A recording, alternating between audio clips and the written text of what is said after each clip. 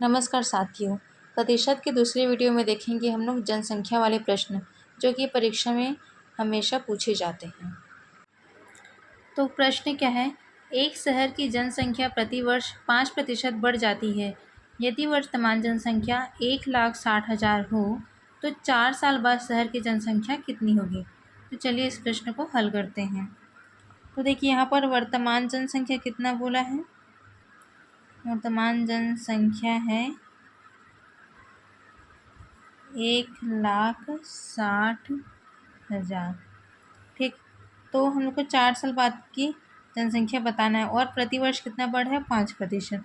तो चलिए इसको हल करते हैं। 1,60,000 5% वृद्धि मतलब कि हम लोग वृद्धि में क्या करेंगे, 100 धन x करेंगे, ये क्या होगा वृद्धि के लिए, और कमी के लिए क्या करेंगे 100 ऋण x, ये कमी के लिए।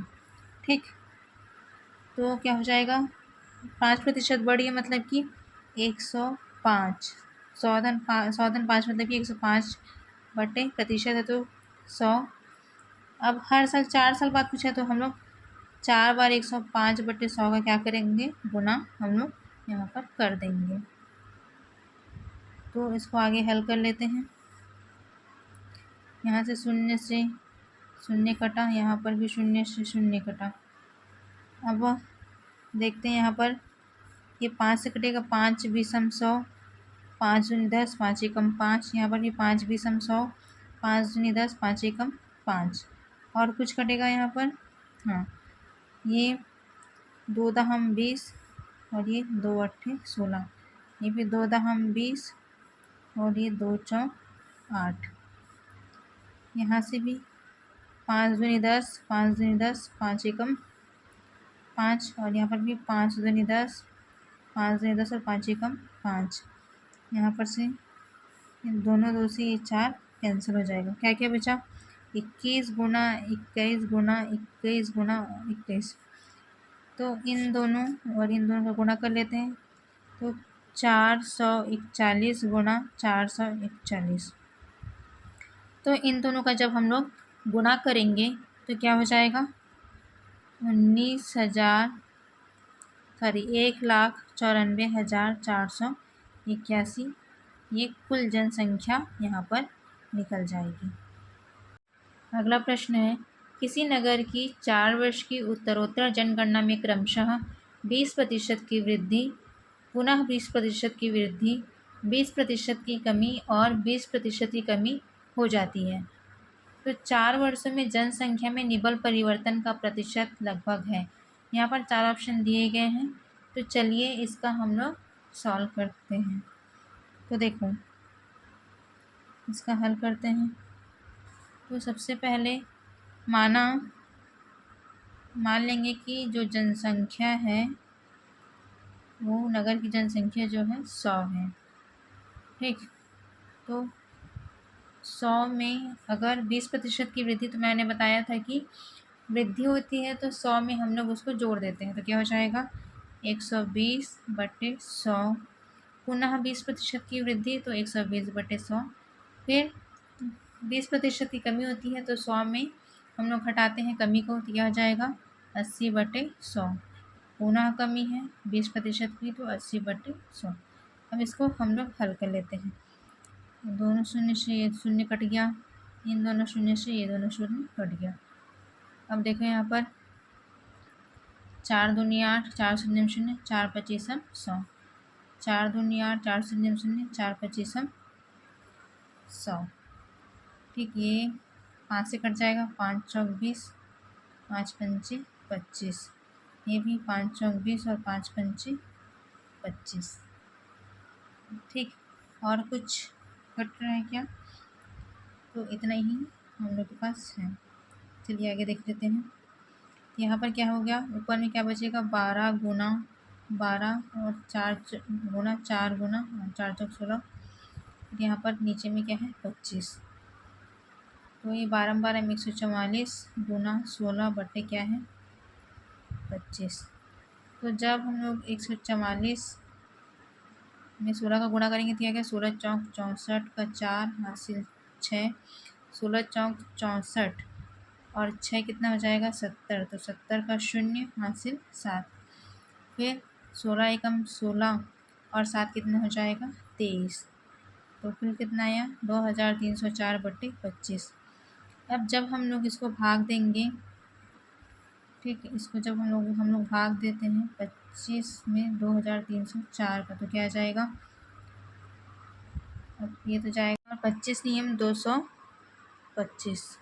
इसको जब हटाएंगे 10 में 5 गया 5 और यहाँ पर पूरा कट जाएगा। फिर इस 4 को उतारेंगे तो 25 दूनी 50। फिर से यहाँ 4 बच जाएगा, यहाँ पर दशमलव लगाएंगे तो क्या हो जाएगा 25 एकम 25। यहाँ पर 10 में 5 गया 5 और 4 में 3 में 2 गया 1। फिर से यहाँ पर शून्य, तो 25 जो 25 चौक 100, 25 पंच 125 और 25 छक्के 150। ये पूरा भाग चला गया और यहाँ पर क्या आया 92.16। अब जो 92.16 आया है ये 100 से कम है, तो 100 से कितना कम है, तो हम लोग 100 में 100.00 में किसको हटा देंगे 92.16 को, तो क्या आ जाएगा, जब इसको हम लोग घटाते हैं तो ये आ जाएगा 7.84। ठीक, चूँकि ये 100 से कम है इसलिए हम इसको क्या बोलेंगे कमी, क्या बोलेंगे कमी। तो 7.84% की कमी जो 4 वर्षों की जनगणना में हुई है। तो इसका ऑप्शन नंबर कौन सा आ जाएगा, option number A is the correct answer. अगला प्रश्न है, वर्तमान जन्म दर प्रति 1032 है जबकि मृत्यु दर प्रति 1011 है। जनसंख्या बढ़ोतरी के संदर्भ में निम्न वृद्धि दर प्रतिशत में है। तो देखिए यहाँ पर क्या बोला है, जन्म दर बताया गया है और मृत्यु दर बताया गया है। तो जन्म दर कितना है, जन्म दर प्रति 1000 में है 32, तो 1000 में कितना है 32, तो 32 को ऊपर लिखेंगे और 1000 को नीचे। इसी प्रकार से मृत्यु दर कितना है, तो मृत्यु दर है 11, 1000 में 11। तो यहाँ पर स्पष्ट रूप से दिखाई दे रहा है कि जो जन्म दर है वो मृत्यु दर की अपेक्षा में अधिक है। ठीक है, तो हमें क्या पूछा है जनसंख्या बढ़ोतरी, तो जनसंख्या बढ़ोतरी कैसे निकालेंगे,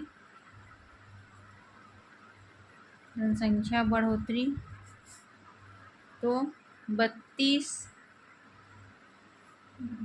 में हम लोग 11/1000 को हटा देंगे, तो यहाँ पर 1000 क्या आ जाएगा एलसीएम।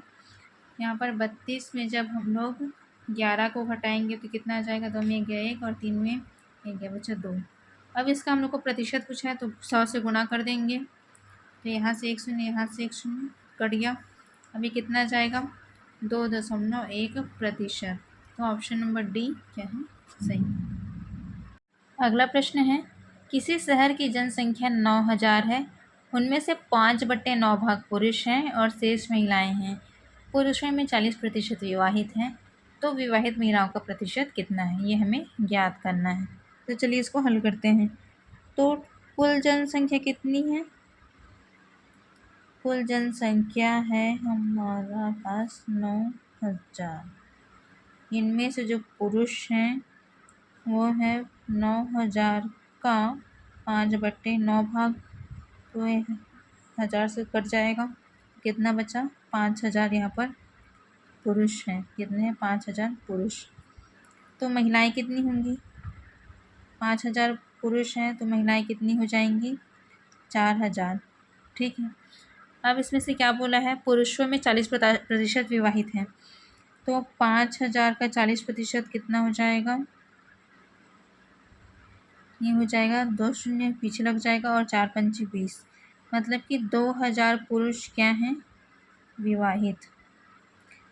तो जब 2000 पुरुष विवाहित हैं तो 2000 महिला क्या हो जाएंगी, 2000 पुरुष विवाहित तो 2000 महिला के साथ ही उनका क्या हो जाएगा विवाह होगा, 2000 महिला विवाहित होंगी। ठीक, तो हमें क्या ज्ञात करना है, विवाहित महिलाओं का प्रतिशत। तो यहाँ पर 4000 में 2000 महिला विवाहित है, तो इसका हम लोग 4000 में 2000 का हम लोग क्या कर लेते हैं प्रतिशत निकाल लेते हैं। तो शून्य से शून्य कट गया, यहाँ से एक शून्य कट गया, 4 पंचे 20, 4 शून्य शून्य। तो 50% जो महिलाएं हैं ये क्या है, विवाहित। 50% महिलाएं क्या हैं, विवाहित। ये जो अंतिम प्रश्न है ये आप लोग के लिए होमवर्क है।